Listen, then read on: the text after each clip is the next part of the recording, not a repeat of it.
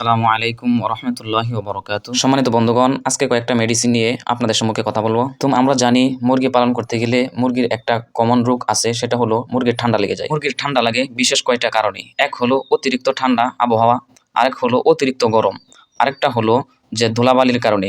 লিটারে যদি ধুলাবালি থাকে তাহলে মুরগির ঠান্ডা লেগে যায়। মুরগির যদি হালকা ঠান্ডা লাগে তখন আমরা কোন মেডিসিনটা ব্যবহার করব? তখন আমরা মেডিসিন ব্যবহার করব ডক্সিএবেট, সাথে দেব আমরা নাপা। এই ডক্সিএবেট মেডিসিনটা আমরা প্রতি লিটারে 1 গ্রাম করে ব্যবহার করব। তবুও যদি দেখেন যে মুরগির ঠান্ডা কমতেছে না, তখন আপনারা ব্যবহার করবেন এখানে মাইক্রোনিট।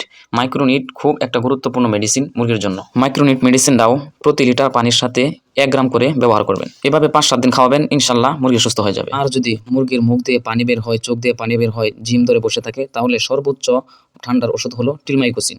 এই টিলমাইকোসিন ব্যবহার করবেন ইনশাল্লাহ, আর সাথে রেসপোকিয়ার দিয়ে স্প্রে করবেন, ইনশাল্লাহ ভালো হয়ে যাবে। টিলমাইকোসিন মেডিসিনটা 2 লিটার পানিতে 1 মিলি, আর রেসপোকিয়ার যেটা স্প্রে করবেন সেটা হলো প্রতি লিটার পানির সাথে 10 মিলি করে ওষুধ ব্যবহার করে স্প্রে করবেন। এভাবে 5-7 দিন করবেন, ইনশাল্লাহ আপনার মুরগি সুস্থ হয়ে যাবে। ছোট বড় প্রত্যেকটা খামারিকেই পিএইচ ব্যবহার করা অত্যন্ত জরুরি। পায়খানা জাতীয় যত সমস্যা আছে, পাতলা পায়খানা হয়ে যায়, পিএইচ মাসে আপনি 7 দিন ব্যবহার করবেন, সব ঠিক হয়ে যাবে। প্রতি লিটার পানির সাথে 1 মিলি